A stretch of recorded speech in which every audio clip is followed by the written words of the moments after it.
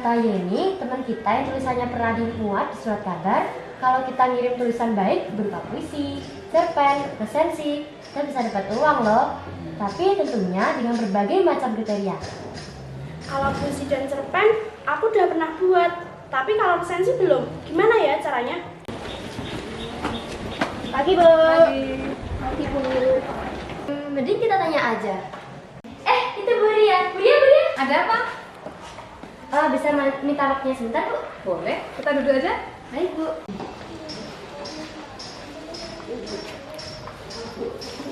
Begini, Bu. Kami ingin tanya tentang resensi itu gimana sih? Iya, Bu. Kebetulan kami sedang membaca resensi di kolom koran ini. Tapi bingung cara buatnya. Oh gitu, kalian pernah belajar tentang resensi kan? Pernah, Bu. Tapi kami lupa.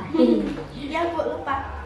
Baiklah, kita mulai dari pengertiannya dulu ya. Mungkin kalian masih ingat resensi itu apa? Kalau pengertiannya, kami masih ingat, Bu. Resensi adalah ulasan tentang kelebihan dan kekurangan buku, Bu. Ya, betul. Jadi, resensi adalah tulisan atau informasi yang membahas, mengulas, atau memberi pertimbangan tentang suatu karya, baik itu kelebihan atau kelemahan suatu karya. Oh iya, Bu. Sebenarnya tujuan kita membuat resensi itu apa sih, Bu? Tergantung untuk siapa dulu. Kalau bagi penulis buku, resensi berguna untuk memberikan saran untuk perbaikan suatu karya. Tapi kalau untuk pembaca, itu untuk memberi pertimbangan tentang kualitas suatu karya itu layak atau tidak dibaca. Nah, bagi penulis resensi sendiri akan mendapat keuntungan finansial. Karena jika karyanya dimuat di surat kabar atau majalah, maka dia akan mendapat imbalan dari koran atau majalah tersebut. Nah, yang terakhir itu, Bu, yang kami inginkan. Bisa saja, tapi kalian harus rajin membaca buku, harus tahu bagaimana teknik membuat resensi dan sistematika sebuah resensi.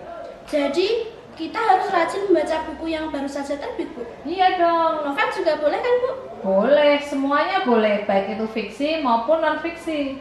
Terus, cara buat sistematiknya gimana? Nah, sistematika resensi meliputi judul resensi, identitas buku, yang kemudian sampul buku, yang keempat pembukaan, atau lead itu berisi tentang pengarang, terus karyanya berbentuk apa saja, dan prestasi yang pernah diperoleh.